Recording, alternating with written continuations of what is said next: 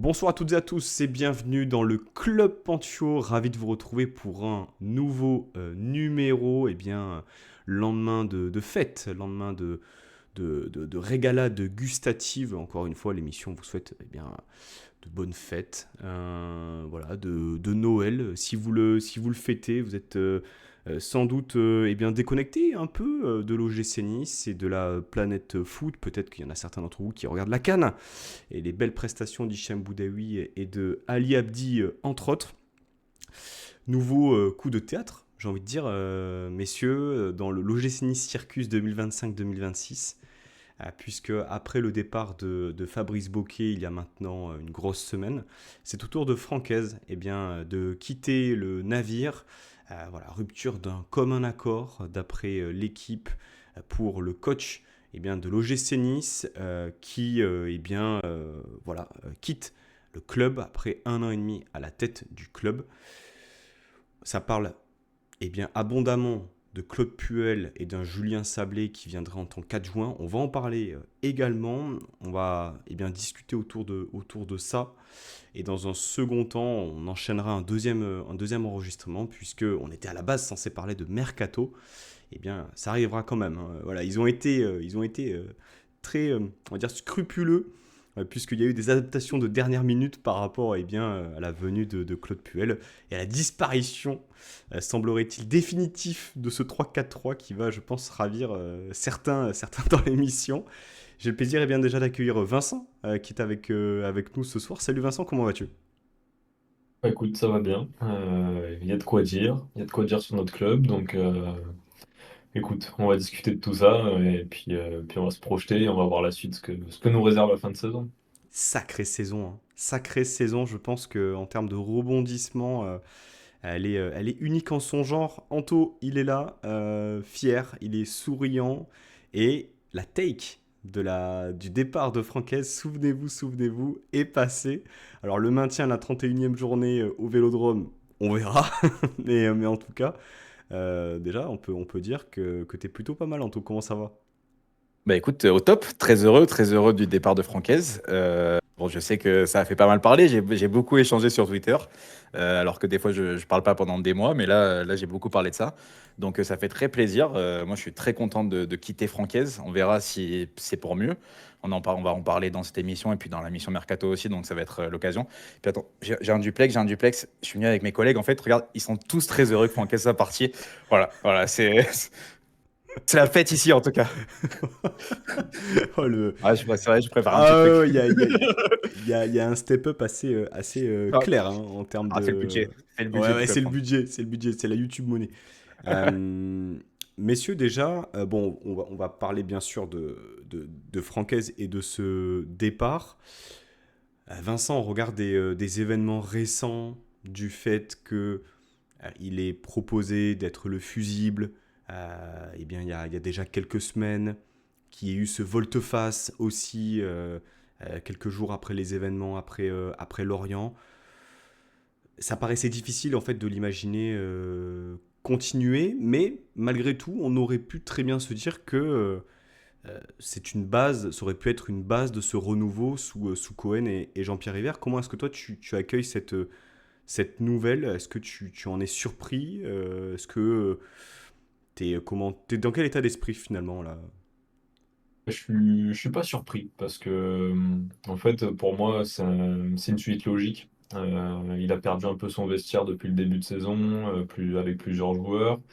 Petit à petit, il a perdu aussi la confiance de ses dirigeants, la confiance des supporters aussi, suite aux événements qui se sont passés avec Mofi et Boga. Et puis, voilà, il y a aussi ces déclarations qui sont devenues un peu des aveux, qu'en fait, il restait par défaut parce que le club n'avait pas les moyens de le licencier, hein, grosso merdo, c'est ce qu'on comprenait. Donc, en fait, je pense que là, il a même perdu tout crédit auprès des dirigeants et tout le monde a compris qu'il se projetait plus forcément ici. Parce que, voilà, seul dans son coin, sans le soutien forcément des supporters, de ses joueurs et des dirigeants. Donc je pense que la suite, elle était logique et le départ, il était logique. Et je l'avais mis sur Twitter, je pensais même que le départ de Bokeh, Hez et puis Maurice, c'était la meilleure chose qui pouvait arriver à court terme, même si j'ai rien contre ces personnes-là, Mais je pense qu'il fallait un renouveau total. Alors Maurice, c'est pas arrivé pour le moment, on verra ce qui arrivera par la suite. Mais je pense que oui, autant pour lui que pour Nice, c'était essentiel que ça se finisse comme ça. Anto, bon, ce départ de Francaise, hein, tu l'as répété suffisamment de fois dans l'émission, c'est quelque chose que tu attendais. Bon, déjà, tu parais heureux, tu parais convaincu, mais comment expliques-tu le fait que, il ait fallu les retours de Cohen et Jean-Pierre River pour que finalement, ce qui devait arriver arriva? Je pense qu'on en est arrivé à un point où c'est toujours pareil en fait. Je vais toujours le remettre sur le devant de la scène, mais Fabrice Boquet était un employé Ineos, et n'était pas le président de l'OGC Nice. Là, on a un retour avec notamment Jean-Pierre River et Maurice Cohen, qui eux, peu importe ce qui peut se passer à côté, que ça soit politique ou quoi que ce soit, ou les affaires, peu importe, quoi qu'ils arrivent, ils ont quand même un amour pour l'OGC Nice. On peut pas leur enlever ça. Et donc, du coup, forcément, ils arrivent avec vraiment cette chemise de président et l'envie que ce club retrouve des couleurs. Donc, moi, ce que je pense, c'est qu'avec Ineos, il y a eu quand même des discussions. C'est-à-dire que, bah, apparemment, ce qui s'est dit, c'est qu'ils se sont vus. Donc, quelqu'un qui n'était pas joignable, ils se sont parlé pendant 2 heures avec une traductrice et Jean-Pierre River et Bob ou Jim, enfin, je sais plus, mais bref, voilà, vous m'avez compris, un des deux frères, là, celui qui est à la tête de l'OGC Nice, on va dire. Ils se sont vus dans un bureau tout seuls, avec personne d'autre. Donc je pense qu'il y a eu des discussions qui ont été faites, il y a eu des points qui ont été mis sur ce qu'il fallait faire, pourquoi on en a été là et comment changer les choses. Donc la première chose, bien sûr, c'était que s'ils y revenaient, c'était le départ de Bocquet, ça c'était inéluctable. Et je pense que bah, ça a dû parler aussi de Hez, du fait que bah, par rapport aux supporters, à l'image du club, à ce qui est renvoyé auprès de tout le monde, bah, c'était plus l'homme de la situation sur le plan sportif, parce que bah, on s'amuse pas depuis que Francaise est là, et aussi extra sportif, puisque ben, on va dire la dernière roue qu'il avait, c'était les supporters qui avaient de l'estime pour lui. Pas Hmm. moi, mais beaucoup de supporters qui avaient de l'estime pour lui. Et il a tout bafoué en 2 semaines, et surtout ben, ce retour de Lorient, où il a discuté pendant 1 heure avec les supporters, notamment les Ultras. Apparemment, une discussion qui a été très bonne. Tout le monde l'a encouragé, tout le monde l'a acclamé. Et le lendemain, il vient incendier tout le monde en conférence de presse en disant qu'il y avait des boules. Enfin bref, il a inventé des choses. Et je pense que ben, tous ces faits-là ont fait que, ben, au-delà du sportif, là, il y a le côté humain qui est rentré en jeu et qui a tout détruit sur le peu de base qu'on avait, puisque, ben, rappelez-vous, hein, quand c'était le bordel cet été, quand après le mercato, on avait tous des doutes, etc., que voilà, on ne savait pas trop où on allait. Il y avait eu cette prolongation pour un peu rassembler les supporters et calmer tout le monde en disant bon ben on a prolongé le coach, on travaille sur la stabilité, machin, etc. Ben, au final, voilà, tout ça, ça s'est écroulé à la fin. Et donc, c'était forcément un levier qui allait sauter. Alors après, c'était quand? Au final, ça arrive ben, juste la veille de la reprise. Donc, un timing qui est peut-être intéressant. On verra si le successeur arrive rapidement ou pas. Ouais, il y a effectivement, Vincent, cette histoire de prolongation. Alors, dans les faits, il semblerait que le contrat existant ait été justement échelonné sur plus d'années de contrat, mais qu'il n'y ait pas eu vraiment de changement par rapport à sa rémunération globale, à prendre avec des pincettes. Mais c'est vrai que de l'extérieur, une personne qui ne suit pas quotidiennement l'actualité du club comme nous, on se dit, le coach se prolonge fin août jusqu'en 2029, il est démis de ses fonctions fin décembre. Encore une fois, en fait, ça rajoute un élément supplémentaire dans cette gestion Ineos qui, depuis 2019, est catastrophique. Ouais, bah, totalement, mais de toute façon, c'est pas nouveau, j'ai envie de te dire, un propriétaire qui ne suit plus le club, qui ne s'investit plus dedans, ça a rarement bien fonctionné ailleurs également. Alors, tu regardes Monaco aujourd'hui, c'est un petit peu une situation bancale aussi. Et puis, il y avait aussi le fait de faire confiance à Fabrice Boquet, qui, je pense, n'est pas une mauvaise personne, mais n'avait peut-être pas les épaules pour tenir ce poste-là dans un club de ce standing, avec les attentes qui vont avec, les supporters qui vont avec. Je pense que c'était ce choix-là qui n'a pas été le bon. Et voilà, après, effectivement, tout en haut de la pyramide, c'est Ineos, donc c'est eux les premiers responsables de cette situation-là. Et ça, faut pas l'oublier. On est beaucoup tombé sur Fabrice Boquet, sur Florent Maurice, sur Francaise, sur les joueurs, tous à juste titre, hein. Mais voilà, le principal responsable, c'est Ineos en premier lieu. Et s'ils avaient fait ne serait-ce qu'un investissement personnel un peu plus rigoureux, je pense que le club n'en serait pas là. Euh, bon, Anto, je vais commencer par toi. Francaise a fait 1 an et demi. Et bien, en tant que coach de l'OGC Nice, j'ai plus les stats en tête. Si, 25 victoires, 14 nuls, 31 défaites, ce qui fait un total de 56, 70 matchs, tout pile, à la tête du club. Objectivement, qu'est-ce que tu gardes de Francaise à la tête du club? Il est venu quand même avec une certaine légitimité, le vent en poupe avec ce qu'il avait fait au RC Lens. Son choix de nous rejoindre avait questionné à l'époque. Euh, En championnat l'année dernière, il nous fait une très très belle saison où on marque énormément de buts. Le spectacle était un peu de retour après l'année Farioli qui avait été un peu difficile aussi en termes d'émotion par moment. Mais bon, t'as 1 an, c'est difficile je trouve à juger ce bilan-là. Toi, t'en penses quoi finalement? Parce que on se réfère au championnat l'année dernière, c'est très bien, je pense. Il n'y a pas que ça, malheureusement. Et oui, il y a la Coupe de France, il y a l'Europa League, et là on est sur une série noire en Europe, et malheureusement il est connecté à ces échecs. Ouais, bien sûr. En fait, déjà, alors, si on prend que de point de vue résultat, donc il y a cette quatrième place qui est belle. Faut pas non plus cracher de partout. Après, il y a deux campagnes de Coupe d'Europe cataclysmiques. Une campagne de Coupe de France horrible l'année dernière, qui a pas démarré, donc au moins ça allait plus vite. Et cette année, bon, on est passé. On est passé. Voilà, c'est bien, ça fait du bien, surtout dans le contexte, etc. Je pense que dans les têtes, elle a fait du bien aussi pour les joueurs et pour tout le monde. Mais voilà, mais c'était pas non plus brillant. Donc, sur le point de vue sportif, oui, c'est pas mal. Après, est-ce qu'on doit s'attendre à mieux d'un club comme nous? Alors, certes, j'entends que il y a Ineos qui nous a lâchés, on n'a pas forcément le meilleur effectif de Ligue 1, on a peut-être le allez, 6, 7e effectif, 8e effectif de Ligue 1. Maintenant, je pense qu'il y avait possibilité de faire beaucoup mieux. Et après, il y a le côté aussi des joueurs, parce que c'est important. Pour moi, c'est aussi ça le passage d'un coach, de ce que tu vas laisser comme empreinte aux joueurs. Quel joueur va progresser sous tes ordres? Ben justement, Et moi, quel joueur a malheureusement, progressé? moi, j'en vois qu'un. C'est Evan Guessant. C'est le seul que j'ai vu avec une progression sous Francaise. C'est le seul joueur que j'ai vu exploser sous Francaise. Est-ce que c'est grâce à lui? J'en sais rien. Mais en tout cas, c'était sous ses ordres, son replacement à droite, etc., etc. Du coup, qui a fini par une belle vente. Donc, quand même, il faut aussi le compter dans la balance. Moi, personnellement, j'en vois pas d'autres. Je vois des régressions. Je vois des joueurs qui ont été, entre guillemets, ignorés. On va prendre l'exemple de cette saison, mais Jansson, par exemple, qu'on a acheté 10 millions. Alors, peut-être qu'il les vaut pas. Encore une fois, c'est toujours pareil, mais ça reste un jeune joueur qui a besoin d'être intégré au groupe, qui a besoin de jouer. Pas 10 minutes en fin de match quand tu perds 3-0 ou quand tu en gagnes 5-0. Bon, c'est pas arrivé cette saison, mais voilà. Ou alors de l'envoyer 45 minutes au Parc des Princes contre la meilleure équipe du monde et de l'envoyer tout seul en pointe. Enfin voilà, c'est cataclysmique comme gestion de joueur. Et il y a eu ça pour lui, mais il y a aussi pour d'autres où on pourrait avancer ça.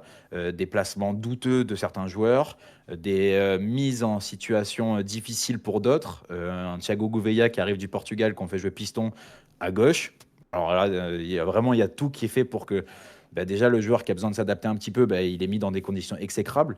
Et c'est ça pour tous. Et puis, le facteur le plus important, je dirais, de Nice sous la deuxième phase Ineos, sous la phase où il n'y a plus d'argent, c'est le centre de formation, tout simplement. Tu as des jeunes joueurs. Maintenant, on a ciblé là-dessus. On est allé chercher des joueurs en région parisienne, même à Guingamp pour certains, des joueurs qui ont un potentiel, où on peut tabler sur eux sur l'avenir. Alors pour l'instant, certains sont trop jeunes, mais tu en as d'autres qui étaient prêts pour être au moins dans la rotation.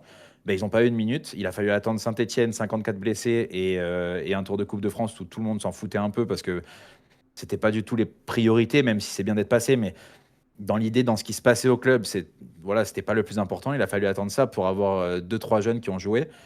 C'est quand même vachement dommage. On a envoyé des jeunes en prêt qui auraient pu servir dans la rotation. Au final, pour se retrouver avec des mecs qui ne pas enfin, qui sont pas à leur poste, on les met parce que bah, il faut combler les trous.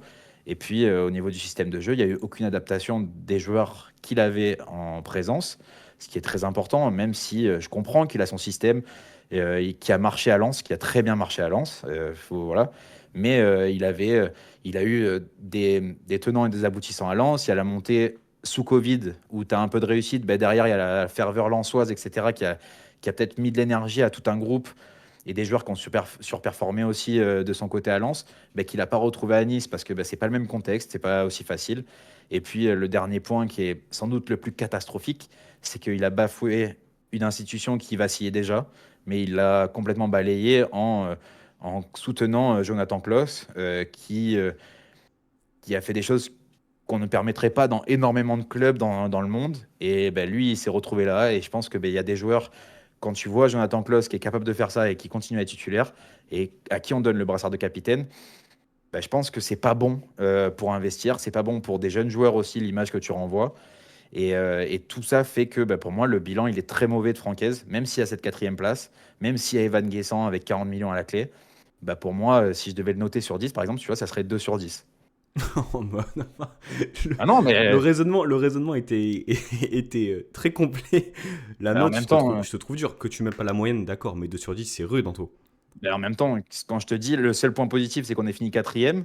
Et Van Guessant, c'est pas beaucoup sur une saison et demie avec plein de joueurs flingués, des joueurs qui avaient plus envie de jouer. Enfin, tu perds tout le monde, les supporters, le staff. Il n'y avait plus personne qui était derrière Francaise. Tu marques 66 buts en Plus, championnat, l'une des meilleures saisons les plus prolifiques l'année dernière en championnat. oui, bien Faut sûr. pas non Oui, oui. plus tout remettre en cause. On sortait d'une saison Avec avec beaucoup de Farioli blessés. où on marquait 40 buts, on a marqué 40 buts sur la saison. On a quand même eu un peu de spectacle. Ouais, ouais, ouais. Ouais, ouais. Un peu après, on est repassé en 3-4-3 et puis on a recompris que c'était de la merde. Ouais, Malheureusement, c'est les faits. justement, toi, Vincent, voilà, qu'est- qu'est-ce que tu penses finalement de l'héritage francaise? Anto a énoncé quand même pas mal de points, mais c'est vrai qu'il y a eu, on va dire, un tournant cette saison où tu sais que bon, il a mis un peu le nez dans le recrutement, où tu sais qu'il y a ce lien aussi avec son fils qui est scout à l'OGC Nice, où il s'obstinait avec ce 3-4-3 avec trois défenseurs centraux qui avaient 20 ans de moyenne d'âge et qui n'avaient pas les qualités requises, je pense, pour jouer dans ce dispositif-là. Bref, il y a quand même pas mal de choses. Et comment expliquer le fait que, au-delà du mercato, de ce qu'on a pu évoquer, eh bien, Francaise ait pu autant, on va dire, perdre les pédales finalement. Parce que le cas Klos, c'est chaud quand même quand on y pense. Et ça avait déjà, on va dire, choqué, je pense, à l'époque. Mais c'est allé de pire en pire finalement, semaine après semaine. Ouais, mais je pense que voilà, il y avait une première saison où, si on enlève la Coupe d'Europe qu'on a sacrifiée parce qu'il y avait beaucoup de blessés et qu'il a envoyé l'équipe B aux trois quarts des matchs, en championnat, c'était très très intéressant. J'ai envie de dire, vu l'effectif, c'était même une surperformance. Donc ça, c'était une très bonne chose la saison dernière. Après, je pense que cet été, voilà, il y a eu beaucoup de changements. Je pense que il s'est peut-être senti à la fois isolé et du coup en possibilité de prendre plus de pouvoir au sein du club, peut-être dépasser un peu ses fonctions de pur manager et d'être voilà, mettre le nez dans le recrutement. Alors c'est bien qu'un coach valide ou non des pistes, hein, mais après il faut pas non plus prendre trop de place à ce niveau-là. Et je pense que c'est peut-être quelque chose qui a fait défaut. Et je pense que aussi mentalement, en lui-même, il y a quelque chose qui a dû se casser. Parce que je pense que, il a été vite fatigué, hein. Déjà, en quittant Lens, il avait dit qu'il était fatigué par le monde du football, qu'il avait hésité à faire une pause, etc. Je pense que dans le contexte OGC Nice avec Ineos, où c'était très difficile, je pense qu'il s'est senti un peu abandonné, un peu isolé, que ça l'a beaucoup fatigué. Euh, voilà, ce mercato raté où il est en partie responsable, les résultats qui suivent pas, beaucoup de joueurs qui n'arrivent plus à adhérer à son jeu, lui qui n'arrive pas non plus à se remettre en question sur ses principes, etc. Bah, en fait, je pense qu'au bout d'un moment, il a perdu pied totalement et mentalement, il n'était plus investi dans son quotidien, dans sa mission de coach. Et je pense que quand tu as un coach comme ça qui a ses qualités humaines et ses qualités aussi tactiques, hein, globalement, qui est plus du tout motivé, ou en tout cas qui n'a plus l'envie de se battre avec ce groupe-là, bah, ça pouvait que finir de cette manière-là. Donc, ouais, c'est dommage, mais il a sa part de responsabilité. Maintenant, je pense qu'il faut pas tout lui incomber non plus, parce que le contexte au GC Nice, il n'y a pas beaucoup qui l'auraient supporté, honnêtement. Donc, moi, si je devais lui mettre une note, ce serait 5,5 sur 10. Bravo pour la quatrième place, bravo pour ça, bravo pour l'explosion d'Evan Guessant. Maintenant, c'est vrai que voilà, pas trop de confiance aux jeunes du centre de formation, pas trop de remise en question sur ses principes de jeu, son 3-4-3 qu'il n'a pas modifié malgré les difficultés. Donc voilà, il y a du positif, il y a du négatif, mais je pense que ça devait se finir comme ça, et c'est une bonne chose pour tout le monde. Alors, justement, suite à cette nouvelle, euh, on va dire assez attendue, mais malgré tout surprenante au regard du timing, eh bien, il y a eh bien, une vieille connaissance hein, du club, hein, en la personne de Claude Puel. Pour eh bien, les personnes qui suivent l'émission, on avait évoqué Claude Puel avec Matt et Anto en qualité de directeur du football qui remettent un peu le nez dans cette institution. Il est annoncé pour reprendre eh bien, les rênes de ce groupe avec Julien Sablé en tant qu'adjoint. Ils avaient déjà évolué, cohabité ensemble du côté de Saint-Etienne. Sablé avait même pris le relais une fois Puel viré. Alors, Anto, est-ce que c'est un pas en arrière ou est-ce que c'est un pari raisonné? Alors déjà, je vais commencer parce que, bon, déjà, quand j'ai appris la nouvelle, c'est mon père qui m'a appelé pour me dire, ouais, Francaise est viré. Donc déjà, très heureux. Et il me dit Claude Puel. Alors il faut savoir quand même une chose, je vais le dire d'avance parce que peut-être que du coup, je vais pas être hyper objectif. Bah, c'est C'est con quelqu'un parce qu'on va te que... demander que tu le sois. Non, mais je vais l'être un peu, mais malgré tout, je veux quand même le dire parce que c'est important. J'ai déjà, enfin, j'ai côtoyé un peu Claude Puel. J'ai, par exemple, mangé avec lui, pas mal discuté, etc. Et donc, du coup, je sais sa pensée, mais du coup, forcément, c'est quelqu'un que j'apprécie plus que quelqu'un que je ne connaîtrais pas, tu vois. Donc, je préfère le dire quand même, c'est important. Maintenant, en fait, c'est un pari.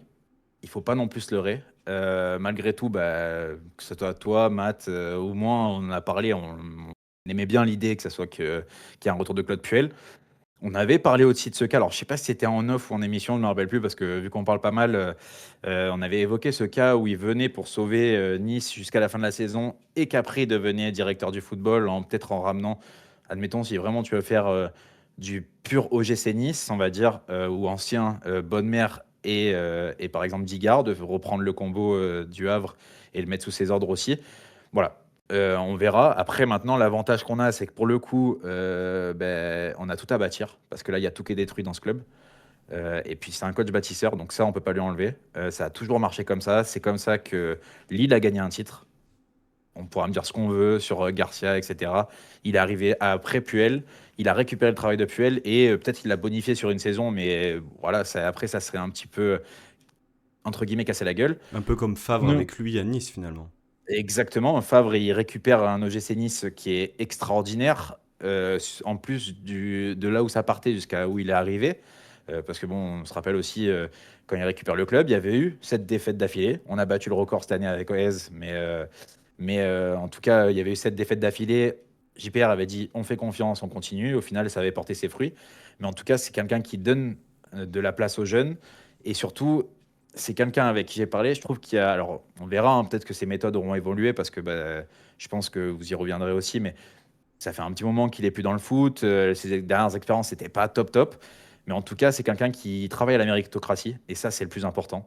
Euh, le seul, moi, pour vous dire la discussion qu'on avait eue, le seul joueur à qui il a dit tu fais ce que tu veux, de toute façon, peu importe, c'est Ben Arfa. Parce qu'apparemment, Ben Arfa ne s'entraînait pas comme un fou, mais on s'en foutait parce que le week-end, il était monstrueux. Voilà, donc c'était le seul à qui il a donné des passes droits. Il a dit ça m'a fait chier, mais c'est le seul de ma carrière à qui j'ai fait ça parce que, bah, voilà, trop fort. Mais sinon, à part ça, par exemple, je sais pas si vous vous rappelez, mais les années Puel, c'est là où Bozetti est arrivé. Donc les buts face à la Pop, etc. Enfin, voilà, les célébrations. on s'enflammait tous, on avait envie que Bozetti, ça soit la nouvelle superstar, même si, bon, voilà, on avait des doutes, mais forcément, il y avait cette approche-là qui faisait qu'on avait envie que ça réussisse. Et quand j'en avais parlé avec lui, il a dit, oula, tranquille, faut qu'il bosse encore beaucoup pour être au niveau. Et tu vois, il y a ce côté-là aussi où il sait qu'il y a du travail à faire et il y a cette méritocratie, c'est trop important. Il faut qu'on remette ça dans l'institution de l'OGC Nice. C'est pas parce que tu es un nom que tu dois jouer, c'est pas parce que tu touches tant de salaire ou que tu as eu 30 tant de millions que tu dois jouer. Il faut que tu sois bon, il faut que tu sois investi, que ça soit dans la vie du club, à l'entraînement, etc., autant qu'en match. Voilà, il faut vraiment être impeccable pour pouvoir jouer. Et je pense qu'on a besoin de ça. Maintenant, l'avenir nous le dira. Moi, je suis très content si c'est lui qui arrive. Et surtout, bah, c'est quand même les années du kiff, hein. Voilà, on va pas se cacher, mais on va dire les 2 dernières années de Puel et la première année de Favre, c'est les grandes années de l'OGC Nice où tout le monde nous regardait parce qu'on était incroyable à jouer. Donc voilà. Pas les 2 dernières années Puel, la dernière année Puel. Même ça avait commencé quand même avant. Après, Oui, le en groupe, fait, il s'est fait t'as petit à l'année petit, mais 12-13, t'as l'année 12-13 où on termine anormalement quatrième à cette époque-là, pour sa première année. Et puis t'as la dernière année à thème. Sinon, entre, c'est des saisons plutôt de moyennes. transition. Ouais, de transition. Non, mais il y a ça, mais c'est quelque chose qui s'est bâti et on a vu une progression en fait. Ça, c'est important. Vincent? Oui, il y avait la saison où il y a eu beaucoup d'histoires avec ses fils, etc. Je me souviens que c'était. Alors, j'ai plus le classement final, mais je crois que. Ben, je crois que c'est l'année. Alors, j'ai pas le classement sous les yeux. C'est la saison 2014-2015 où on se Hmm. sauve vraiment à la dernière journée après une défaite à Valenciennes, quelque chose comme ça. Il y a une saison comme ça où vraiment on termine 17e. Et c'était une saison où Mopé était encore au club. Bon, euh, il y avait toujours Puel, Grégoire et Paulin. Bon. Euh, Vincent, qu'est-ce que ça t'inspire, toi Déjà, avant de te... Ouais, si, je vais quand même te poser la même question. Est-ce que c'est un pari raisonné ou est-ce que c'est un pas en arrière, le fait de confier cette mission à Claude Puel? Alors, à l'heure où on enregistre, c'est pas officiel, hein. C'est Nice Matin qui annonce ça, que Puel reprendra l'entraînement collectif dès demain auprès du groupe. Donc, on parle au conditionnel. Mais qu'est-ce que ça t'inspire, toi, de ton côté, Vincent? Bah, écoute, je suis très curieux parce que le contexte est tellement particulier que, en fait, j'ai envie de te dire, peu importe qui tu prendras comme coach, tu auras beaucoup d'incertitudes. L'avantage de Claude Puel, c'est qu'il connaît déjà le club, il connaît les installations, il connaît aussi Jean-Pierre River et donc certaines personnes au club, donc mais pas les pieds en terre inconnue. Donc ça déjà c'est un point positif. Après voilà, en incertitude, c'est que ça fait un moment qu'il n'a pas coaché, 4 ça ans. fait aussi ouais, 4 ans voilà. Ça fait aussi 2 dernières expériences qui étaient pas géniales de mémoire. Donc voilà, tu as des incertitudes comme ça. Maintenant, je pense que cet effectif-là, il lui faut pas grand-chose pour passer un cap. Bon, il faut un mercato cohérent, ça, on y viendra. Mais la priorité pour moi, c'est la méritocratie et la rigueur au quotidien. Et si tu arrives avec ça à redonner confiance à ton groupe, déjà, tu auras fait 80% du travail. Et pour moi, c'est ça le plus important aujourd'hui. Et je pense que Puel, il est capable de donner ça, de donner confiance à ce groupe-là, d'imposer une nouvelle rigueur, des méthodes de travail et que ça reparte de l'avant. Je pense que c'est l'essentiel pour cet effectif et là-dessus, je suis plutôt confiant. Après, ce sera le terrain qui parlera. Anto, Claude Puel à l'OGC Nice, bon, on en a parlé, mais ça t'inspire quoi sur son mandat 2012-2016? C'est ce qui a fait qu'aujourd'hui, on joue la Coupe d'Europe une année sur deux, plus ou moins. C'est aussi, j'ai beau le critiquer, etc., mais c'est aussi avec Jean-Pierre River notamment et Julien Fournier, hein. Voilà, c'était aussi une équipe qui fonctionnait. C'est pour ça que je pense qu'il faudra aussi qu'on se pose la question, parce que malgré tout, on le lit aussi beaucoup, c'est que le prochain fusible à sauter, ça serait Florian Maurice.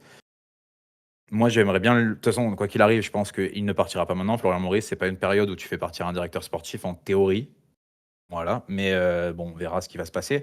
Mais je pense que Florian Maurice, il va avoir ce mercato d'hiver aussi pour se rattraper, pouvoir essayer de gagner du temps. Enfin, du coup, se pouvoir se projeter sur un mercato d'été. Mais du coup, Claude Puel, c'est avoir bâti un club qui euh, sait gagner. Alors, c'est un peu bizarre de dire comme ça, mais en tout cas, côtoie le haut du classement de Ligue 1. Faut pas oublier, hein, mais peut-être qu'il y a des plus jeunes parmi nous qui ont connu que Nice, on va dire, toujours dans la première partie de tableau. Nice, c'était beaucoup dans la 36e, 7e journée à l'époque où tu te sauvais parce que Hugo Lloris, il se trouvait contre nous et qui faisait des arrêts de fou contre Monaco. Voilà, c'est beaucoup d'années comme ça. Donc, on a changé petit à petit grâce à Claude Puel. Ça a été l'éclosion de beaucoup de jeunes aussi du centre de formation. C'est peut-être là où on a lancé le plus de jeunes. Alors après, ils sont partis, et ça s'est passé bien pour certains, moins bien pour d'autres. Peu importe. Alors certes, il y a eu ses fils aussi. C'est quand même quelque chose dont il faut parler. Peut-être qu'il n'y aurait pas eu les fils Puel et en tout cas, peut-être lui focalisé là-dessus. Peut-être qu'il aurait fait 10 ans à Nice, j'en sais rien. Peut-être que l'histoire elle aurait été différente, c'est fort probable. Mais en tout cas, voilà, on a vu une progression, une institution, des joueurs qui chacun se dépassait sur le terrain et progressait tout au long de l'année ou des années qui passaient sous Puel. Donc pour moi, c'est beaucoup de très bons souvenirs. C'est les premiers vrais moments de kiff, on va dire. Maintenant, on va dire, il a fait passer ce club de non-européen à européen, mais il n'y a toujours pas eu de titre non plus sous lui. Donc, il n'y a pas tout qui était, on va dire, il n'y a pas eu une très grosse finalité à ça.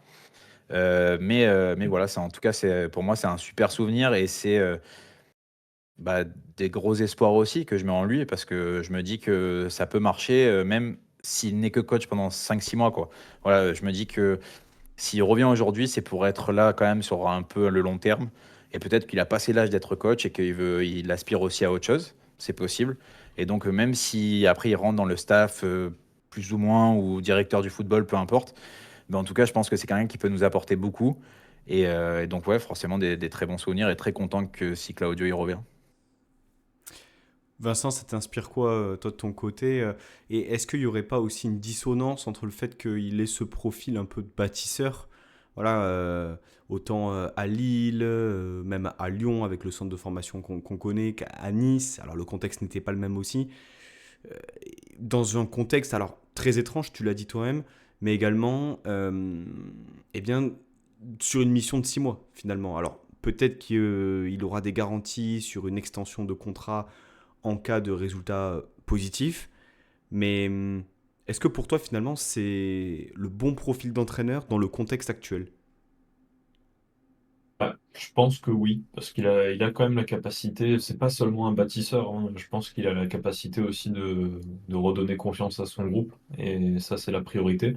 Mais après, dans cet effectif-là, et globalement dans ce club-là, il y a tout à reconstruire. La stratégie du club, elle a changé, la stratégie d'Ineos, elle a changé. Donc tu pars sur des nouvelles bases petit à petit. On l'a vu au mercato d'été dernier, il y a eu un premier gros ménage qui a été fait. Le second, ce sera l'été prochain ou peut-être même cet hiver, on verra.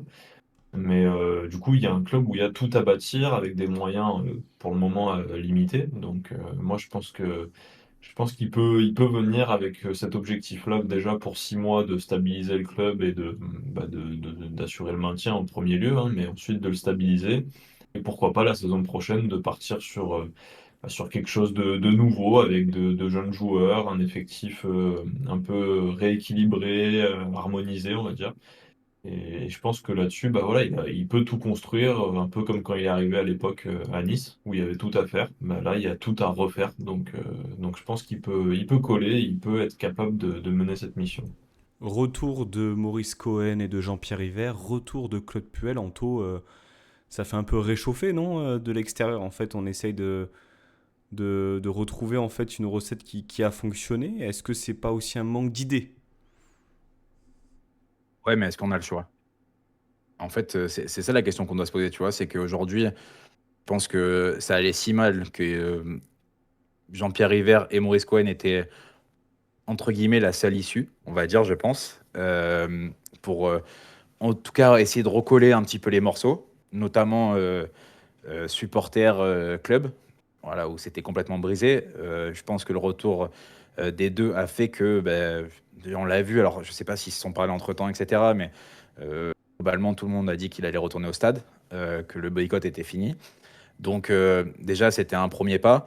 Et après, pour le reste, c'est très rapide, en fait. C'est-à-dire que je pense qu'il y a un mois et demi de ça, même un mois, Jean-Pierre River et Moïse Cohen, ils ne se voyaient pas être à l'OGC Nice fin décembre 2025, quoi. Donc il y a un peu de tout. Je pense que certes, ça peut être un manque d'idées, mais en fait, qui prendre en ayant pas, on va dire, pensé avant, parce que, bah, comme je crois que je te l'ai dit, ça, je vous l'ai dit juste avant la mission, mais pour moi, Jean-Pierre River, une des grosses forces qu'il avait, c'est qu'au niveau des coachs, c'était qu'à chaque fois qu'il y en avait un qui partait, il y en a un qui arrivait. C'est-à-dire que c'était fait du jour au lendemain. On n'a jamais attendu 3 semaines sans coach, en ne sachant pas où on allait. Non, à chaque fois, tu avais le mec qui était prévu, même peut-être un mois à l'avance, et c'était le temps de faire les annonces, etc. Donc ben là, pour le coup, il n'y avait pas tant de temps que ça. Donc peut-être que sa manière de fonctionner, on l'a vu, on l'a très beaucoup entendu, notamment pour Ben Arfa et surtout pour Balotelli, c'est que lui, il aime bien avoir un contact et parler avec les gens, etc., pour les prendre sous son aile. Là, aujourd'hui, il sait qui est Claude Puel. Ils savent tous les deux pourquoi ça s'est fini plus tôt que prévu. Mais sur le reste, il n'y avait aucune discorde entre les deux. Donc en fait, tu fais avec quelque chose où tu es sûr que ça va marcher, en tout cas humainement. Et après, sportivement, bah, oui, bien sûr que c'est du réchauffé. Et bien sûr que si demain, on nous annonce le retour de... Il y avait qui? Jean-Michel Seri Coziello et toute la clique, et notamment Atem Ben Arfa. Non, lui, il est au paddle, on le laisse tranquille. Mais voilà, mais c'est sûr que ça fait du très réchauffé. Mais en fait, est-ce que ça change vraiment du réchauffé de prendre Salis Abdou Samed, Jonathan Klaus, d'aller chercher Eli Wahi? Bah, c'est juste un peu plus ancien, mais globalement, c'est à peu près la même chose. Euh, Vincent, le retour de Puel, c'est aussi, bon, on le définit comme un bâtisseur. Euh, à Nice aussi, il avait aussi proposé du beau jeu, notamment sa dernière saison. Et c'était à l'époque atypique, hein, le milieu de terrain, Mendy, Cosiello, Seri. Bon, il y a aussi, on va dire, une certaine, Anto l'a dit, méritocratie, mais également une exigence. Et lorsqu'on sait que les joueurs qui composent notre effectif, eh bien, se sont permis certaines choses qu'on n'avait pas connues avant, hein, le communiquer, convoquer les salariés du club, etc.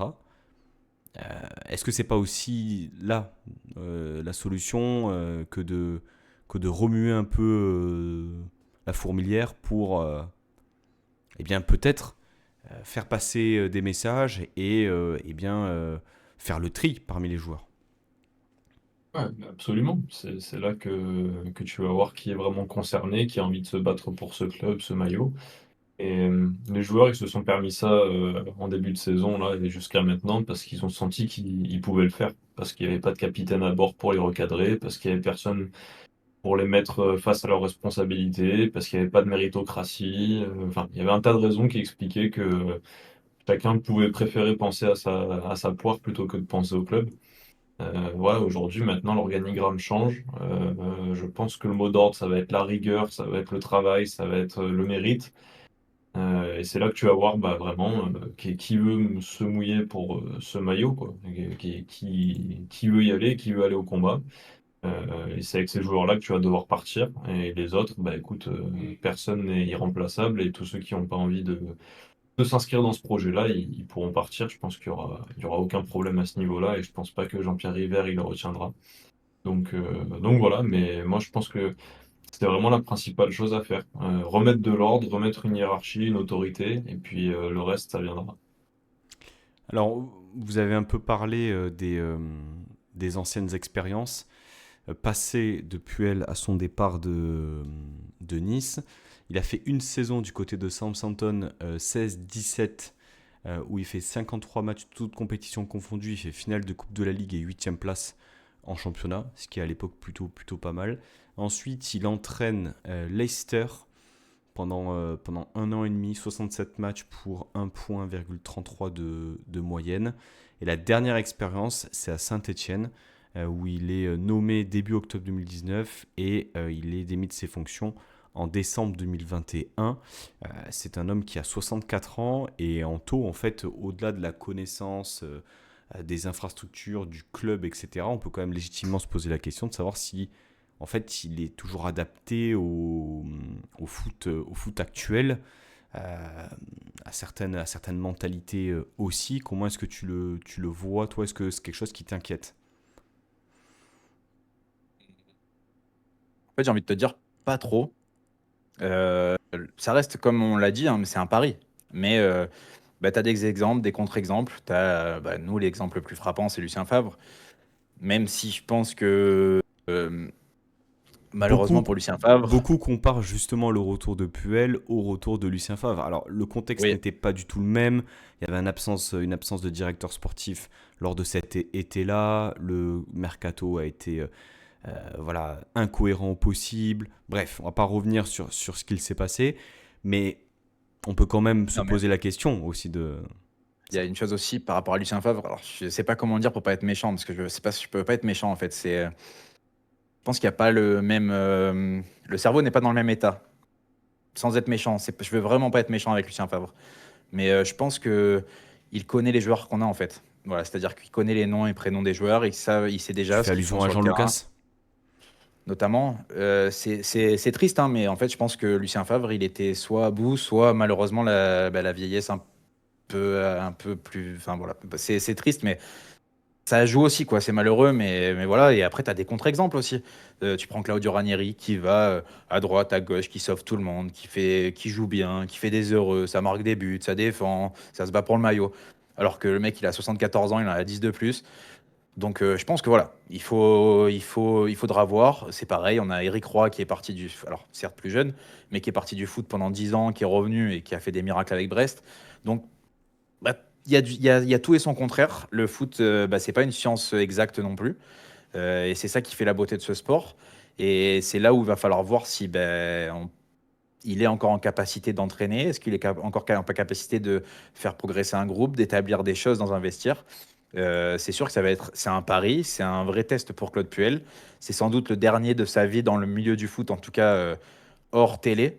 Si un jour il veut y aller, j'ai pas l'impression que c'est son souhait, mais hors télé. Je pense que ça sera son dernier challenge si jamais ça se passe mal. Donc voilà. Le duo avec Julien Sablé est annoncé, hein, je l'ai dit, hein, c'est un duo qui avait déjà été présent du côté de Saint-Étienne. Vincent, comment est-ce que tu accueilles le fait que Sablé intègre le staff et probablement quitte, provisoirement ou pas, ce rôle de directeur du centre de formation? Je vais juste mettre un petit truc, c'est que apparemment ce qui se dit, c'est qu'il y aurait aussi Letizy et Gioria qui seraient de retour dans le staff avec Puel. Voilà. Je te laisse Vincent. Tu sors ça d'où? Du insider niçois. Bon, Mais ouais, c'est ce ce qui se serait dit pas un peu mal. effectivement la tendance du moment de Est-ce que c'est vrai? Je sais pas, mais ça serait cohérent, quoi. Vincent. Ouais, ouais, bah écoute, enfin, Julien Sablé, je sais pas quoi en penser forcément. Il était directeur du centre de formation. Moi qui vais souvent voir les jeunes, c'est vrai qu'il était très proche des joueurs. En tout cas, il allait souvent au mi-temps, au fin de match, rentrer dans les vestiaires, dire un peu, motiver un peu les troupes, dire les choses. Après, là, dans un groupe pro, ça sera peut-être différent. Je sais pas quel sera son rôle exactement en tant qu'adjoint. Je pense juste que Puel, il veut s'encadrer. Avec quelqu'un en qui il a confiance, quelqu'un avec qui il a déjà travaillé. Si pour lui il pense que c'est la bonne formule, je pense qu'il faut laisser les choses se faire comme ça. Je pense que c'est au coach de décider qui doit être son adjoint, ça me paraît logique. Maintenant, on verra, hein. Mais là, pour le coup, c'est la grande inconnue. Je suis pas capable de dire ce que Julien Sablé peut apporter à court terme dans cet effectif-là, si ce n'est qu'il a été joueur, qu'il a connu des contextes difficiles. Mais à part ça, bon. Je ne saurais pas t'en dire plus, mais le seul espoir que j'ai, c'est que le tandem fonctionne bien, qu'ils arrivent à trouver une harmonie dans le travail au quotidien et que ça se paie sur le terrain. Alors c'est peut-être un peu capillotracté ce que je vais dire, mais est-ce que le fait de l'intégrer au staff va créer aussi on va dire une liaison peut-être plus importante avec le centre de formation? Ouais, c'est possible parce que pour le coup, il les connaît bien. Enfin, j'imagine qu'il les connaît bien et qu'il les suit au quotidien. Donc, Ces jeunes du centre de formation, honnêtement, il y en a qui sont talentueux, j'ai aucun doute là-dessus. Il y en a qui mériteraient de jouer un petit peu plus, ou du moins d'être plus souvent dans le groupe pro. Et je pense que Puel, il n'hésitera pas à les lancer parce que bah, c'est sa façon d'être, hein, c'est sa façon de coacher. Donc ça aussi, effectivement, c'est un point que tu soulèves qui est important, c'est que voilà, Julien Sablé peut faire ce lien-là, peut amener ce lien-là. Et puis on verra ça, alors peut-être pas d'ici la fin de saison, parce que le contexte est tellement difficile que c'est pas non plus un cadeau de lancer des jeunes aujourd'hui. Mais en tout cas, à moyen terme, ça me paraît un choix judicieux. Garde la main, Vincent. Bon, on en parlera plus en détail sur le numéro Mercato, mais tactiquement, il y a de fortes chances de voir eh bien, la disparition officielle du 3-4-3. De mémoire, il me semble que Puel jouait à trois défenseurs du côté de Saint-Etienne, dans un contexte très particulier aussi. Euh, Comment tu imagines sa disposition tactique? Est-ce que tu le verrais finalement continuer sur ce qui avait plus ou moins fonctionné sur les dernières semaines, à savoir ce 4-3-3 modulable en 4-2-3-1 avec le positionnement de Sofiane Diop? Ouais, je pense que ça va être ça, ça va être un 4-3-3, un 4-2-3-1 avec un job plutôt libre entre les lignes, j'imagine les choses comme ça. Après, je me souviens que sa dernière saison à Nice, on était en 4-4-2 losange, si je me souviens bien. Tout à fait. Bon, alors ça fait un moment qu'on n'en a plus vu dans le football français et dans le football tout court d'ailleurs. Mais je pense pas qu'il partira là-dessus, mais en tout cas, voilà, ce sera sûrement 4-3-3 ou 4-2-3-1, et pourquoi pas éventuellement un 4-4-2 à plat si le besoin l'impose, parce que c'est une formation assez simple à mettre en place qui te donne des garanties facilement, donc ça peut être une solution aussi, mais oui, je pense que on va rester sur du classique et tant mieux pour cet effectif-là. Anto, c'est une bonne nouvelle de se dire qu'on va partir sur quelque chose de peut-être un peu plus classique, et de manière générale, je pense que les joueurs dans leur formation, dans leur structure, euh, dans le football, ont peut-être plus l'habitude de connaître ces dispositifs-là, 4-2-3-1, 4-3-3, limite 4-4-2. Comment tu imagines finalement la structure tactique de Puel? Déjà, si on recommence à trois défenseurs contre Strasbourg, je pense que je me détruis à la bière dégueulasse du stade. Ouais, j'abandonne, quoi, Alors tu vois. honnêtement, ça me Ou ferait alors, beaucoup rire. Ça me ferait beaucoup rire qu'ils mettent un 3-4-3 contre Strasbourg. Tu vois, non, mais rien que peut-être que pour. Tu sais, ou alors juste la vanne sur les 5 premières minutes. Et puis après, changement. non, mais je pense qu'il fait ça, je te jure, je vais voir les CRS, je les emmerde pour qu'ils me mettent une interdiction de stade et tout pour être sûr de pas revenir, tu vois. Non, c'est bon, là j'en aurais marre. Non, au-delà de ça, je pense que oui, on va retourner sur plus du classique.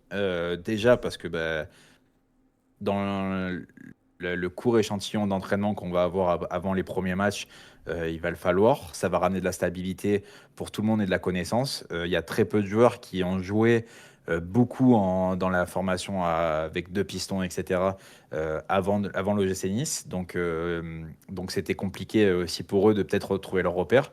Donc là, tu repars sur des bases pour remettre tout le monde en confiance. Et puis surtout, bah, on l'a dit, redit et redit, on n'a pas un effectif qui est adapté à cette composition tactique que nous apportait Francaise. Euh, Peut-être que ça vient de là aussi enfin les mauvais résultats de Francaise, mais en tout cas, je pense que bah, par sa lucidité, il va revenir à quelque chose qui s'adapte aussi mieux aux joueurs. Je pense ramener sa patte tout en respectant un minimum le profil des joueurs qu'on a, etc. Et une des choses que je pense on va voir très rapidement, parce que moi je pense qu'on va jouer en 4-2-3-1 très rapidement, c'est qu'on va avoir un Sofiane Diop qui va être plus ou moins à la Hatem Ben Arfa à l'époque, où il va faire ce qu'il veut. En fait, il va être vraiment, il va être laissé très libre dans le jeu. Surtout si on arrive à recruter deux trois mecs, genre notamment un Niçois au milieu de terrain. Bon, bref, ça on en parlera plus tard, mais euh, je pense qu'avec ce genre de profil qui peut arriver, ben, tu peux vraiment avoir son Hatem Ben Arfa qui sera Sofiane Diop. C'est pas Ouh le là même là, joueur. attention. Mais On sort c'est du dans l'esprit. contexte, on sort du contexte que ce que tu viens de dire.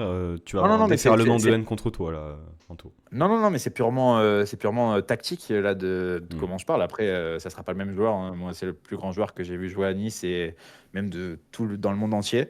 Et je pense que j'aurai un enfant qui sera marié avec 3 enfants, que j'en aurais pas vu d'autres aussi forts. Donc on n'atteindra jamais Athènes Ben Arfa. Mais dans l'idée, je pense que vraiment, on va atteindre ce principe tactique-là. Et ça peut être très bon parce que je pense que c'est les meilleures prestations même qu'on ait fait, même sous Francaise, c'est quand on est dans ce dispositif-là, avec un 10 très libre. Sur quels éléments on peut s'attendre à peut-être des changements tactiquement? Vincent, on a parlé du dispositif.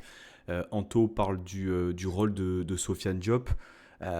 Bon, on sait que le pressing, le bloc haut, c'était quelque chose qui était cher à, à Francaise. Mais c'est vrai que pour le coup, sur cette saison-là, il y a bien sûr les carences défensives. Bon, le manque de réalisme aussi offensif. Euh, il y a quand même, on va dire, des éléments qui ne fonctionnent pas. Et surtout, on en a déjà parlé ensemble, il me semble, euh, la non-capacité de passer d'une phase d'attaque à une phase de défense. C'est-à-dire ces transitions défensives où Nice est très très souvent en difficulté. Bon, tu imagines quoi finalement? Est-ce qu'on pourrait s'attendre à quelque chose de plus simple dans l'approche, ou est-ce que tu vois peut-être les changements éventuels? Là, tu vas prendre ta boule de cristal et puis tu vas supposer, mais si tu étais coach finalement, qu'est-ce que tu ferais avec cet effectif-là? Mais je pense que je partirais sur des bases plus simples. Une défense à 4, un plan de jeu assez structuré. Je pense que je mettrais Boudaoui en 6 pour redonner un petit peu d'équilibre et de qualité technique à la relance, parce que ça nous a fait défaut, à mon avis. Donc c'est ce que je ferais à court terme, en laissant aussi Diop un petit peu libre et avec les clés du jeu offensif. Par contre, devant, faut quand même du recrutement, parce que même si tu peux mettre en place ce que tu veux, je pense que tu es trop limité aujourd'hui avec Kevin Carlos. Je parle même pas de Boga et Mofi qui joueront plus, mais aujourd'hui, tu as trop peu d'éléments offensifs pour faire de la différence régulièrement. Donc, à moins de remettre Shaw et Jansson comme tes meneurs offensifs, mais pas une garantie en soi. Donc du recrutement devant, et puis après, le reste, voilà, des choses assez simples. Un pressing structuré, une équipe qui va pas chercher trop haut, mais qui reste, voilà, équilibrée, mettre de l'agressivité, mettre Peut-être un aussi de peu la plus de densité. possession aussi. Il me semble que Claude Puel La possession, a mais toujours aimé c'est avoir la possession, hein. dans ce sens-là que je placerai Boudaoui en 6, Hmm. parce que il a la capacité à dicter un petit peu le tempo depuis l'arrière, à relancer proprement. Je crois que c'était Soudigar d'ailleurs qui était en 6 et que c'était très intéressant. Donc c'est ce que je ferai à court terme. Deux, trois petits ajustements, la défense à 4, Boudaoui en 6, Diop libre, et puis après, avec le mercato, tu peux te permettre un peu plus de choses, et même, j'ai envie de te dire, avec deux, trois résultats positifs, un effectif qui reprend confiance, ensuite tu peux te permettre un peu plus de folie, un peu plus de confiance en tes qualités, mais à court terme, ouais, il faut juste retrouver cet équilibre-là, cette confiance-là, se redonner confiance, et puis ça revient tout seul après. Je fais une petite parenthèse. Euh, Florian Maurice, là dans l'histoire, c'est le dernier, on va dire, maillon de ce trio qui n'en est plus un. Anto, comment est-ce que tu vois, on va dire, l'avenir de Florian Maurice? Est-ce que tu penses qu'il va partir incessamment sous peu?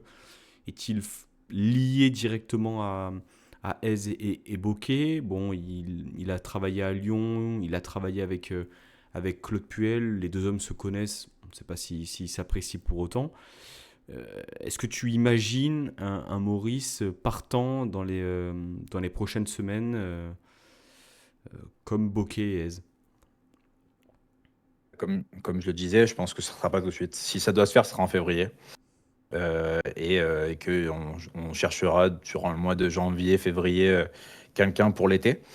Maintenant, comme j'ai dit, en fait, moi, j'aimerais bien lui donner encore une chance à Florian Maurice. Il n'est pas exempt de tout reproche, attention. Loin de là. Maintenant, c'est celui qui a le plus euh, mangé auprès des supporters. C'est le seul qui n'a pas ouvert sa gueule. Alors, bon, c'est vrai qu'il ouvre rarement sa gueule, on est d'accord. C'est vrai qu'on des fois, on aimerait un peu plus. Mais en tout cas, il n'est pas venu pour critiquer X, Y, personne, etc., pour défoncer les supporters.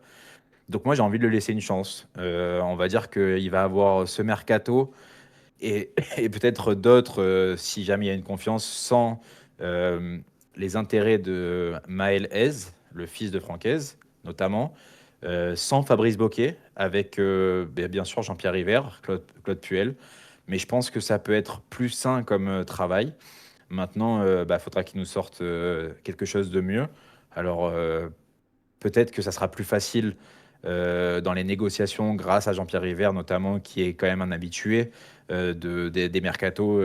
Et on sent que il a jamais été trop loin de certaines pistes, etc. Qu'il a toujours été un peu là pour discuter, essayer de ramener des joueurs à Nice et tout. Ou en tout cas appuyer son directeur sportif qui était Julien Fournier à l'époque. Donc je pense que ça sera plus simple pour lui. Donc je pense que voilà, tu es en mercato hivernal, il commence dans 2 jours, je crois, ou 3.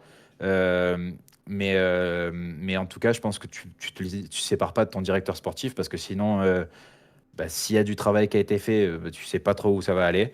Et c'est là où il faudra dresser un bilan, c'est qu'à la fin du mercato, se dire, bon ben ok, j'ai une cellule de recrutement avec tant de recruteurs, etc., des mecs qui bossent comme des fous toute l'année. Est-ce que Florian Maurice, il les a écoutés? Est-ce qu'il a au moins retenu les noms et analysé les noms? Après, tu prends pas avec Puel parce que ça te plaît pas les profils, ça c'est une chose. Mais en tout cas, tu as écouté ta cellule de recrutement et tu as essayé de tirer le maximum de leur travail à eux. Ça va être très important. Et voilà, et je pense que le bilan, on le fera à la fin du mercato d'hiver. Et s'il doit y avoir départ de Maurice pour avoir le dernier pion de cette débâcle qu'on a eu sur les 6 premiers mois, ça sera en février. Vincent, qu'est-ce que tu penses finalement de ça? Est-ce que tu rejoins Anto sur le fait que ça va être le mercato hivernal qui va permettre à Maurice de corriger, on va dire, les erreurs faites l'été dernier? Ouais, je pense. Et puis, avec Jean-Pierre River en soutien, parce que je pense que River, au-delà d'être un président, il a eu aussi des idées, il a eu aussi de l'impact sur certains mercatos par le passé. Donc, je pense que oui, Maurice, il peut se rattraper. Et de toute façon, il doit se rattraper s'il veut avoir la confiance à nouveau de ses dirigeants, des supporters. Ça, c'est obligatoire.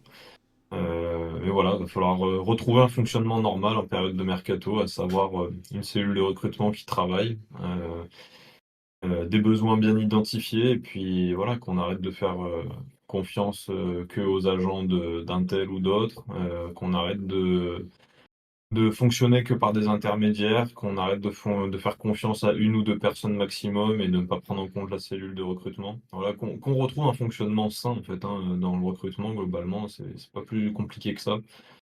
Tous les clubs qui fonctionnent sainement à ce niveau-là, bizarrement, ils ont des résultats, ils ont de la progression et ils trouvent des bons profils. Coucou le RC Lens.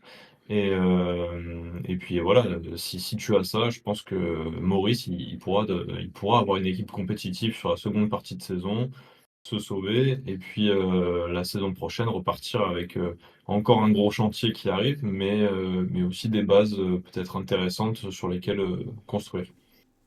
La dernière question que je vais vous poser, messieurs, c'est bon, là, on part du principe que Puel arrive, il vient sur cette mission de 5-6 mois, mais bon, à quel moment déjà vous considérerez que la mission est réussie? Est-ce que vous croyez à un sursaut important de l'équipe jusqu'à imaginer une qualification européenne? Et est-ce que vous pensez que Puel sera là uniquement de passage pour redresser cette équipe et bien, faire, enfin, amorcer une transition sur un nouveau projet avec potentiellement un nouveau repreneur qui arrivera peut-être en cours de saison ou l'été prochain? Anto? Ouais, c'est dur ça. Moi, c'est réussi si on se maintient. Après, le truc, c'est que tu le sais très bien, hein, on a plusieurs fois parlé, on a fait une émission dédiée à ça, où finalement, je ne suis pas trop trompé, mais ce que j'avais peur, c'était qu'on descende avec Francaise. Je pense que la mission, c'est de rester en Ligue 1, malgré tout, malgré Ineos, etc. Je pense que pour le bien du club, et si il doit y avoir repreneur, c'est mieux quand même qu'on soit en Ligue 1, parce que s'il y a des affaires en cours, potentielles, j'en ai aucune idée, hein, attention, je ne sais pas, je n'ai aucune info. Mais s'il y a des affaires en cours, je pense que c'est mieux quand même qu'on soit en Ligue 1. Donc ouais, le maintien, c'est primordial. Ensuite, ta deuxième question, c'était l'Europe, il me semble. Honnêtement, j'y crois pas trop. Honnêtement, je t'avoue qu'on est loin et pas forcément en comptant les points, parce que ça, c'est une chose, mais on a beaucoup de travail à faire sur faire reprendre confiance à tout le monde, trouver, enfin à lui, mais il va devoir trouver les hommes qui vont être ses cadres. Et peut-être ça va être des nouveaux cadres qu'on n'aura peut-être pas vu arriver, mais peut-être qu'on va avoir des joueurs qui vont émerger en étant plus haut dans la hiérarchie des joueurs de cet effectif grâce à Claude Puel, mais il va devoir en trouver des nouveaux parce qu'en tout cas, ça fonctionnait pas actuellement.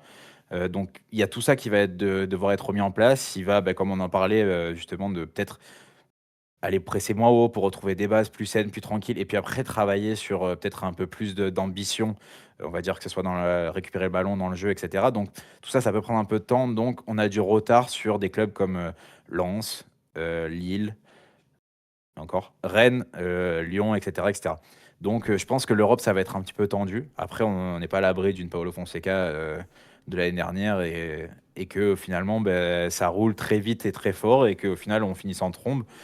Mais bon, moi, j'y crois pas trop. Et ce qu'il est de passage, moi, je pense qu'il est de passage, en tout cas sur le banc. Je pense que voilà, il est là pour recommencer à bâtir le club, en tout cas avec des bases qui soient solides, et nous refaire avancer vers la bonne direction. Et ensuite, peut-être qu'il restera, comme je t'ai dit, moi je pense que c'est ce qui va arriver, c'est qu'il restera dans le club, mais pas en tant que coach, et qu'il sera là pour chapeauter peut-être un peu plus le tout, pour superviser tout le monde, apporter son expérience et sa patte technique, mais plus sur tout le club plutôt que sur le banc de coach. Vincent, si tu as quelque chose à rajouter par rapport aux questions que j'ai posées à Anto? Non, pas grand-chose, mais effectivement, je pense que la priorité, c'est d'assurer le maintien. Je pense que si Puel arrive à faire ça, ce sera la première chose principale à laquelle on s'attachera. Puis retrouver une identité de jeu et une identité de club aussi, je pense. Prendre du plaisir à voir les matchs, et surtout avoir des joueurs qui soient soudés, un collectif qui soit cohérent, qui se battent les uns pour les autres. Voilà, c'est des choses simples, hein, mais je pense que c'est des choses qui manquent aujourd'hui. Donc, s'il arrive à recréer ça, ce sera déjà une très bonne chose. L'Europe, j'y crois pas non plus parce qu'il y a beaucoup de carences et que je suis pas certain que le mercato changera grand-chose à ce niveau-là. Et puis après, pour Puel, on verra. Honnêtement, là, c'est difficile de se projeter jusqu'à même la fin de saison. Donc, peut-être qu'il restera, peut-être que comme l'a dit Anto, ce sera plutôt dans un rôle au-dessus dans le club. Mais voilà, on verra ce que l'avenir nous réservera. Mais il y a tout à reconstruire. Et je pense qu'aujourd'hui, c'est la bonne personne pour reconstruire tout ça. Donc, on verra ce que le terrain dira, mais on va dire que le changement était nécessaire. Messieurs, merci beaucoup pour vos propos, pour votre expertise par rapport au sujet. On s'enchaîne un deuxième enregistrement sur le mercato qui sortira dans la foulée. D'ici là, personnes qui ont écouté ce numéro, passez de bonnes fêtes. Voilà, une bonne année en avance 2026. On espère que cette QV 2026 sera un peu plus rayonnante pour l'OGC Nice. C'est tout ce qu'on souhaite. Anto, Vincent, merci à vous les gars. Et nous on se retrouve très bientôt pour un nouveau numéro. Ciao la Baeta. Issa Claude Puel.